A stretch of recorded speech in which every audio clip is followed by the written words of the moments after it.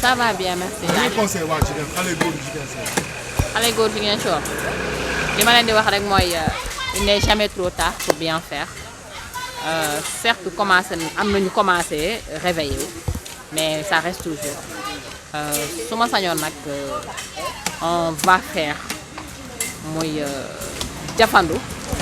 avant qu'il ne soit tard parce que quand on est jeune dëgg la on vit une situation de chômage accru même mais bu ñu jafandoo tey jii service civique bi boo xoolee on est combien de jeunes à Ziguinchor mais combien de jeunes viennent dans le service civique pour travailler pourtant Ziguinchor bu rafetee ñan la rafetal du les Ziguinchor waa Ziguinchor bu ñaawee ñan ñooy wax ñan la ñaawal du ñun imagine ñu am benn ville boo xam ne dafay mel ni Kigali on ouvre les portes à la tourisme léegi tourisme boobu bu ñëwee ñaata jeunes ñoo ci am liggéey ñaata emploi lay créer à Ziguinchor mais aussi commerce bi dox ñu ne kon Ziguinchor ville propre Ziguinchor rafet ñaata emploi ak ñaata développement lañ ci mën a am parce que tey Kigali bu demee ba normal loo xam ne samedi dimanche lundi mardi lañ la ci woon mais on te demande 2 jours le samedi et le dimanche ñëw loon en travail pour le bien-être de notre commune mais le bien-être de notre commune nga xool ñenn ñi ils sont ñenn ñi yeewooguñu sax pour dire dina am ñoo xam ne ñoom ils sont au lit ñenn ñi dañ lay romb seen koñ xoolal ci ma ne Bukot bu ñu nekk nii man j'ai pas vu les jeunes de Bukot ici à là où nous sommes kon est-ce que ñoom dañu am loo xam ne ñoom ñun dañ leen ko dañ on a quelque chose de plus sur eux ou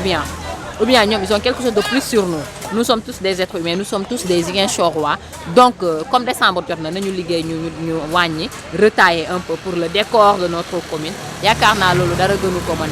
mën a rafet comme idée rafet na comme idée c'est une belle idée mais aussi comme pour le décor c'est encore un beau décor léegi nag su ma waxee ne la fois dernière je l'ai dit à la plage Jean-Paul II ne leen j'invite tous les jeunes de Ziguinchor qu'ils viennent on travaille ensemble main dans la main léegi bu fekkee cela ne c'est pas on l'a pas fait est-ce que ñoom ils peuvent nous reprocher quelque chose bu ñu xoolee budget mairie demeewul noonu mairie bi amul budget boo xam ne war na defar Ziguinchor ba mu mel ni ñu ko bëggee. ok li may wax rek mooy budget mairie bi defarul commune bi ndax budget bi dafa ndaw tellement que te commune bi dafa yaatu léegi pour ñu mën a defar suñu commune ñun on s'est dit que dañuy jàpp ci combat gi nu ñu jàppee ci combat gi mooy comme PROS a lancé le programme Brok ñun dañuy dem ci programme Brok boobu nous serons des volontaires on va travailler dans le bien-être de la commune mais sans s'attendre à rien léegi nag loolu noonu moo mën a jàppale PROS ba nga xam ne dina mën a defar commune bi Ziguinchor te dañoo bëgg a tey ji développement buy juddu Sénégal mu commencé Ziguinchor léegi est-ce que yow boo amee un budget moins de 3 milliards est-ce que war na mën a defar Ziguinchor nga fay ci say employés defar ci les routes defar ci lépp loo xam ne tout ce qui est la commune c'est impossible moo tax ñu ne leen comme le service civique serait utile dans la mesure où ñun on demande moins de fonds moins de finances léegi nag puisqu'on demande moins léegi on fait appel à ces jeunes là ba nga xam ne ils vont travailler aussi au service de cette commune aussi les résultats ne tarderont pas à sortir comment bu fekkente ne ñun développé nañu commune bi képp ku xam Casamance ci c'est que Casamance c'est une ville